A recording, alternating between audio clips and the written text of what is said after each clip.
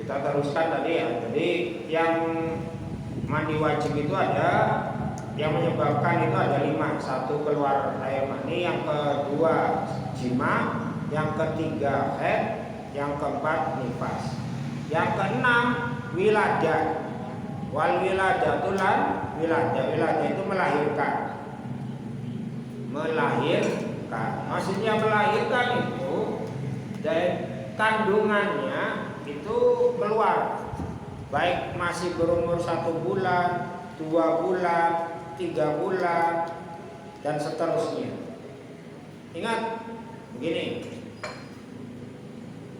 dalam prakteknya ada seorang ibu yang hamil. Ingat perbedaannya supaya jangan bingung.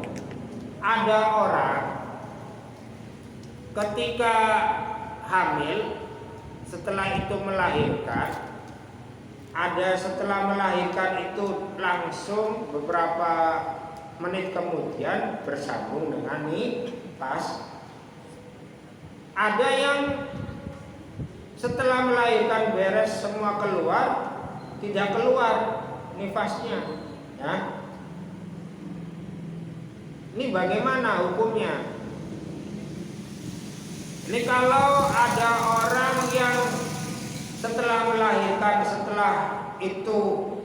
setelah beberapa menit kemudian atau beberapa waktu kemudian itu bersambung dengan nifas, ini nanti mandi wajib setelah melahirkan. Kan melahirkan itu kan ada besar. Kalau bersambung dengan nifas, nanti mandi wajibnya setelah suci dari nifas. Paham? Kalau apa? Kalau bersambung dengan nifas, nanti mandi setelah melahirkan itu setelah suci dari nifas. Kalau bersambung dengan nifas, ini ya. Tapi kalau tidak bersambung, makanya ada orang melahirkan jam 2 siang, terus beres semua. Ditunggu sampai setelah itu nggak keluar nifas. Ini nanti dia itu harus setelah itu mandi, melahirkan, setelah itu sholat zuhur. Ternyata jam 4 sore baru keluar nifas, ya kan? Nah ini berarti sholat zuhurnya wajib dikerjakan karena tidak bersambung dengan nifas. Nah, kadang ada orang yang malah baru setelah 1 minggu baru nifas. Nah, kan umumnya kan biasanya bersambung, nyambung. Ini contoh ya tadi ya, umpamanya walaupun itu jarang tapi perlu kita pahami. Jadi ketika ada orang melahirkan jam 2 selesai, setelah itu gak nifas, berarti nanti sholat duhur jam 2 siang kan masih di waktu sholat duhur, berarti wajib mandi wajib, setelah itu sholat duhur. Ternyata setelah asar baru keluar nifas, jauh.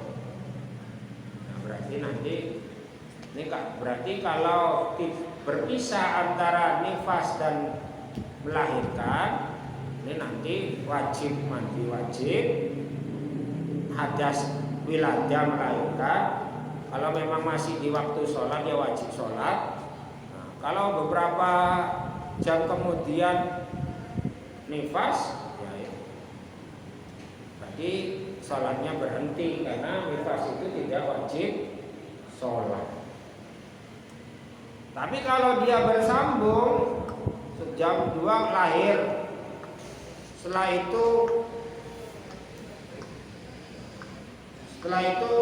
umpamanya dia itu belum sholat ya, itu berarti nanti dikodok. Kalau skadung ya kan, melahirkan, ini diingat jadi wong wanita itu rada ribet. Kalau tidak jeli-jeli itu kadang ada waktu-waktu dia itu meninggalkan sholat.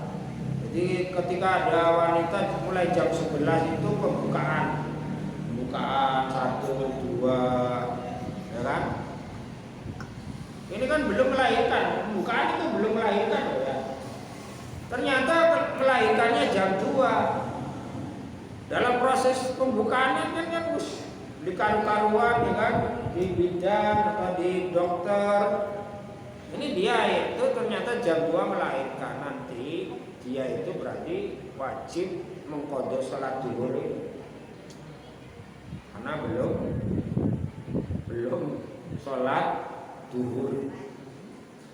Ternyata dia itu setelah melahirkan bersambung dengan nifas, mandi wajibnya ini nanti setelah nifas.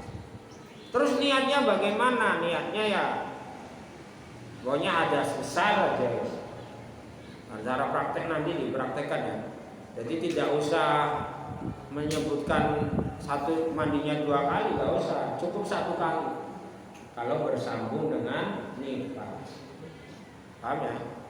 Jadi walaupun dia melahirkan setelah itu nifas, mandi wajibnya cuma sekali, nggak usah 2 kali. Kayak ada orang kentut nyentuh alat kelamin, cebok sih kan menyentuh alat kelamin. Wudunya berapa kali? 3 kali kah 1 kali? Ya cukup 1 kali kan. Jadi ada orang kentut, setelah itu setelah itu cebok kan menyentuh alat kelamin, berarti yang menyebabkan hadas kecil kan 3 itu kan.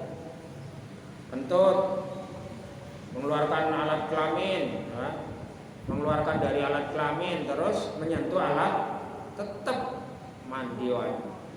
Wudunya cukup sekali. Jadi seperti itu juga ketika ada wanita melahirkan, setelah itu bersambung dengan nifas, itu mandi wajibnya cuma sekali. Kan penyebabnya 2 Pak. Iya penyebabnya 2, melahirkan dan nifas, tapi cukup sekali. Kecuali tidak bersambung ya. Tadi jam 2 melahirkan, setelah itu gak nifasnya wajib ini. Wajib mandi. Setelah itu karena masih di waktu zuhur ya wajib mandi terus sholat zuhur.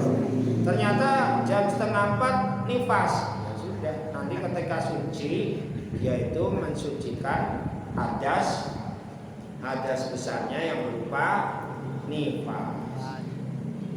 Perhatikan nih. Wah. Enggak serius. Sekarang wa qurudul husli isnani. Fardunya mandi ada 2. Kalau fardunya wudu ada 6, fardunya tayamum ada 5, fardunya mandi itu cuma ada 2. Fardunya mandi ada 2. Apa saja? Niyatu raf'il hadasil akbari wa nahwiha. Yang pertama adalah niat menghilangkan hadas besar atau semisalnya. Berarti dalam bahasa Arabnya ini doa niat ya, bukan niat ya namanya. Untuk lil isti'anah niat, listi'anatin niat ya. Doanya apa? Bismillahirrahmanirrahim. Nawaitul husla li raf'il hadasil akbari fardhan lillahi ta'ala. Itu doa niatnya. Tapi yang wajib itu ketika pertama kali membasuh anggota tubuh atau menyiram anggota tubuh. Kalau dalam mandi itu tidak ada tertib, kalian boleh dari mana apapun, ya kan? Dari kaki, dari tangan, kepala, badan boleh, tidak ada tertib. Pokoknya ketika kita mau mandinya pakai gayung ya, ketika air itu sudah nempel ke tubuh ati kerentek ingsun niat adus wajib boleh niatnya. Ingsun niat adus ngilangaken adas gede boleh. Cara bahasa Jawa nih ya. Ingsun niat adus ngilangaken adas nifas. Kalau memang dia habis nifas. Ingsun niat adus ngilangaken adas haid boleh.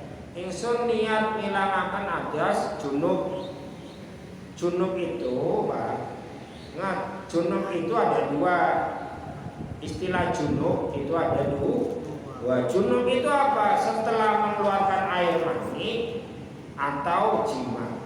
Jadi kalau ada orang setelah mengeluarkan mani, berarti dia itu namanya orang junub. Kalau ada orang kok habis jima, itu berarti namanya orang junub. Itu junub namanya. Junub itu istilah bagi mengeluarkan mani atau jima. Itu namanya junub. Jadi kalau ada saya habis mengeluarkan mani berarti ingsun niat adus wajib ngilangaken adas junub. Atau yang rada umum baik.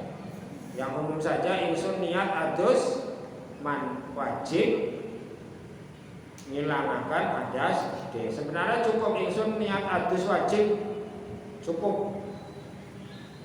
Tidak boleh ingsun niat adus tok, enggak boleh. Nah, ingsun niat adus wis samono ora oleh.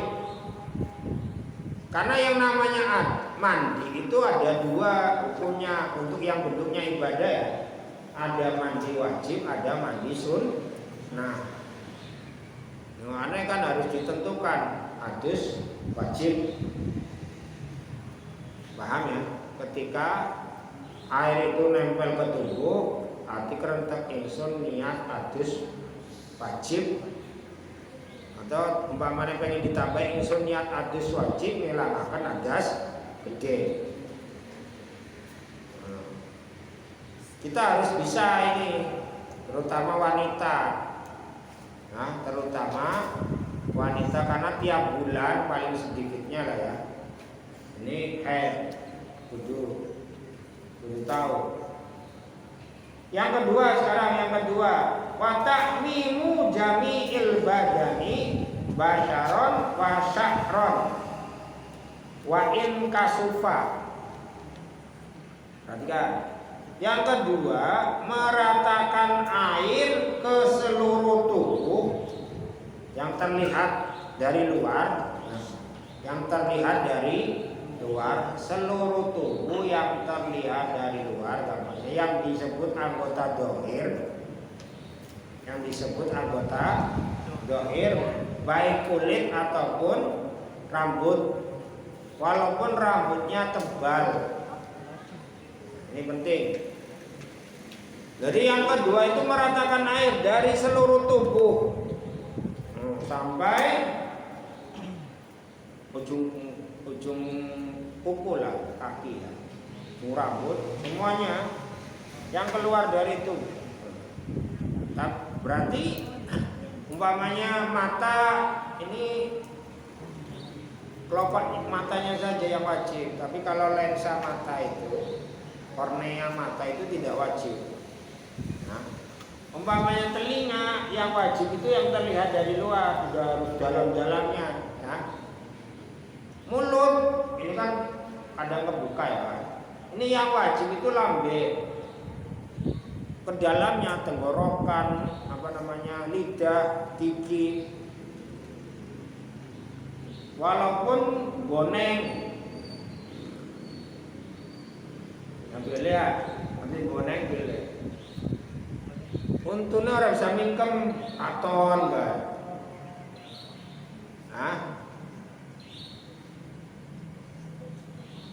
Nggak bisa karena giginya keluar. Tetap itu gigi itu anggota dalam. Ataupun ada orang penyakit melet, Mbak. Nonon baik banget. Ya tetap itu tidak wajib. Ya. Yang wajib ini ambil. Ya. Karena memang anggota luar yang wajib. Umpamanya hidungnya yang terlihat saja. Ya. Terus di alat kelamin. Alat kelamin ini cara mensucikannya ya jongkok. Kalau di belakang, alat kelamin belakang jongkok terus diengenakan. Karena ada bol lah istilahnya. Bol yang wajib kita rada ngeden, karena ketika berak itu biasanya terlihat. Jadi ngeden terus terutama wanita. Terus alat kelamin depan kalau laki-laki sih gampang. Kalau wanita ini ya Kak, kecuali kalau dia itu belum sunat ya kan ada susah. Nah, ini kalau wanita itu harus jongkok karena ada anggota tubuh yang terlihat itu ketika jongkok, tapi ketika berdiri ini tidak terlihat di alat kelaminnya ya. Ini harus jongkok, kalau tidak jongkok nggak bisa, karena terlihatnya ketika jongkok itu wajib terbasuh pakai air seluruh tubuhnya. Nah, ini kalau kecuali dalam keadaan tidak normal, umpamanya ada dia ini ada sobekan, nah, sobekan luka, ini yang luka ini ya wajib. Nah, termasuk anggota yang sudah terlihat dari luar, seluruh tubuh, baik kulit ataupun rambut, walaupun rambutnya tebal. Nah, rambutnya tebal tetap rambut itu semuanya harus kena air. Harus kena air. Kalau ada orang yang seluruh tubuhnya seperti monyet umpamanya ya, semuanya tertutup oleh rambut, ini wajib rambutnya terbasuh. Ini caranya.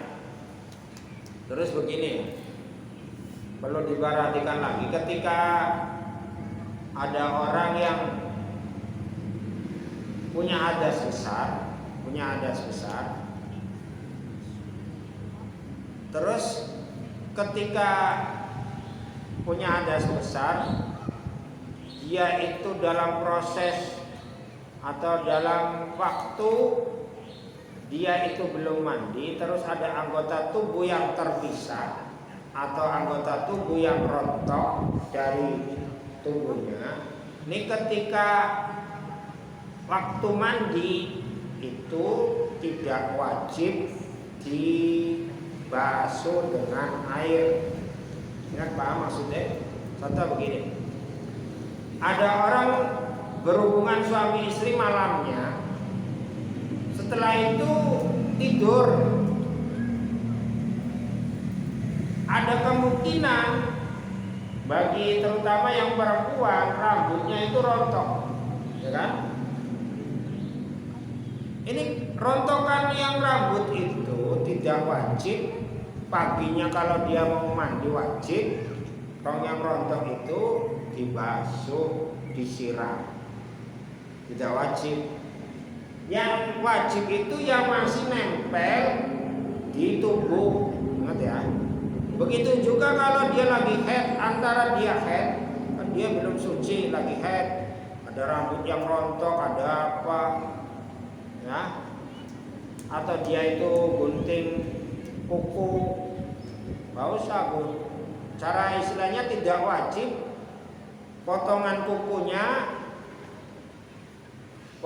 kukunya ini disiram ketika mandi wajib. Tidak wajib ya. Terus kalau kebiasaan orang-orang dulu ini kan menyimpan rontokan rambutnya ketika haid, menyimpan potongan kukunya ketika haid. Benar tak salah? Benar. Tapi tujuannya bukan harus dimandikan, ikut dimandikan ketika dia mandi wajib. Menyimpan rambut atau menyimpan potongan kuku khususnya bagi wanita itu tetap wajib, baik lagi haid atau tidak lagi haid. Karena walaupun sudah rontok atau terpisah dari tubuh, tetap masih aurat. Disimpannya itu bukan karena harus nanti dimandikan,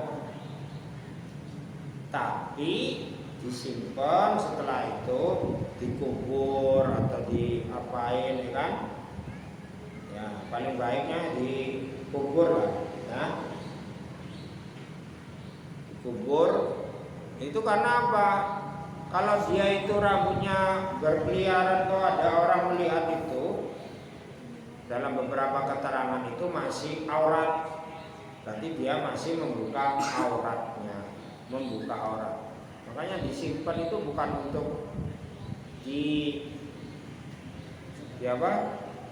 disiram atau dimandikan ikut ketika dia wajib mandi wajib. Nah, ini yang benar. Tapi tetap bukan berarti menyalahkan orang yang menyimpan rambut, bukan. Tetap disimpan terus dikubur. Nah, ini jangan salah paham.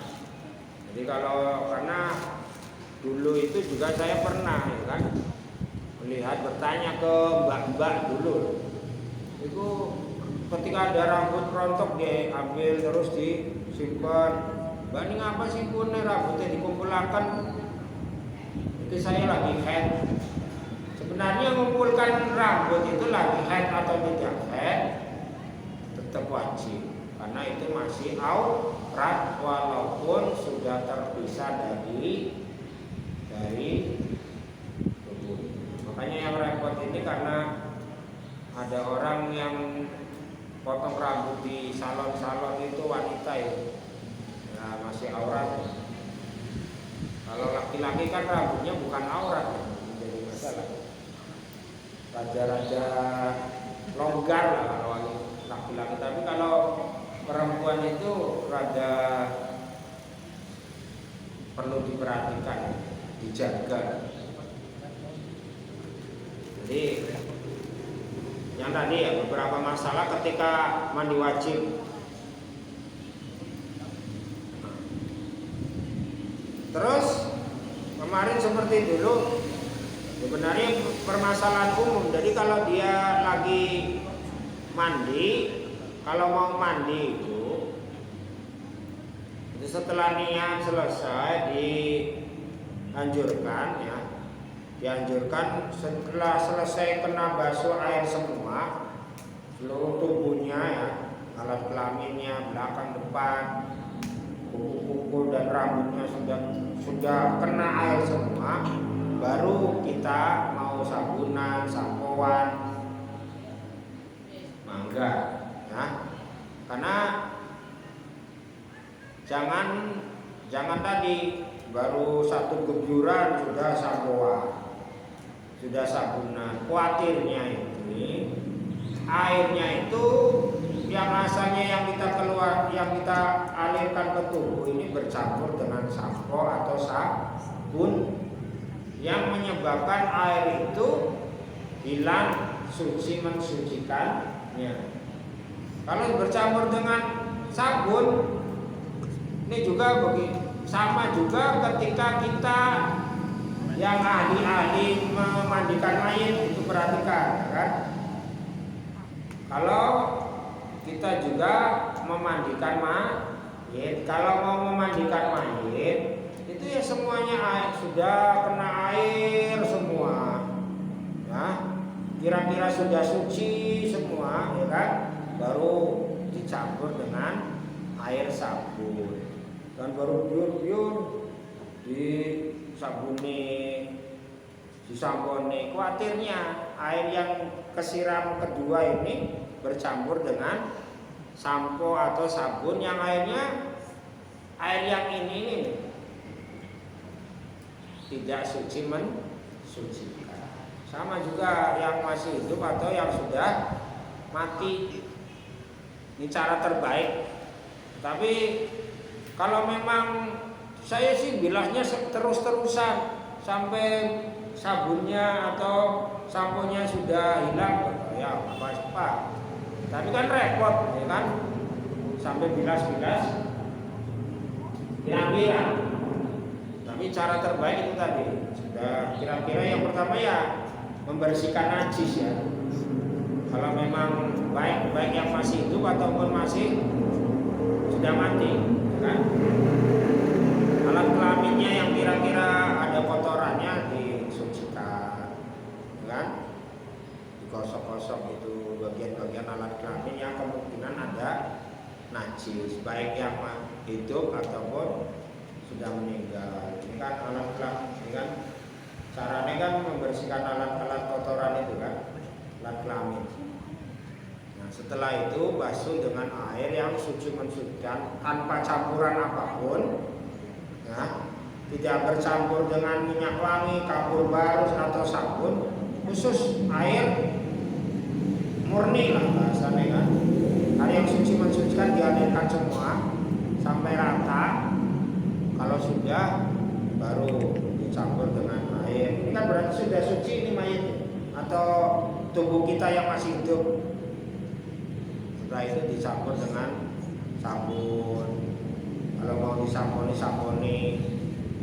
Nah, setelah itu dibilas lagi, biasanya pakai wewangian atau kapur barus kan. Basuhan yang keberapanya, yang terakhir itu biasanya kan basuhan terakhir ini kalau mayit, kalau kita sih enggak ya. Kalau mandi wajib terus campur yang itu terus campur kapur barus kan enggak ya. Ini diantara sesuatu yang wajib kita perhatikan ketika kita punya hadas besar. Tadi hadas besar itu ada 5 ya, mengeluarkan air mani, terus jima, memasukkan hasafah ke farji, 3 haid, nifas, melahirkan. Dalam kitab lain Safina itu ada 6, memasukkan mati. Nah, ini yang sesuatu yang mewajibkan mandi wajib. Caranya fardunya itu cuma 2.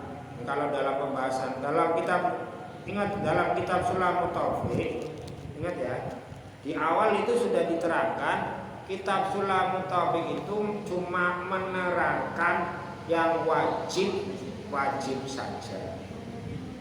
Ya. Tapi kalau kita sudah melaksanakan kitab Sulamut Taufik yang wajib itu sudah luar biasa. Nah, kalau kita mau menambahi sunnah ya dalam kitab-kitab yang lain. Mandinya, sunnahnya wudhu, bagaimana ini tidak diterangkan di dalam kitab Sulamut Taufik. Sunnahnya mandi tidak diterangkan karena memang khusus menerangkan sesuatu yang wajib saja di dalam kitab Sulamut.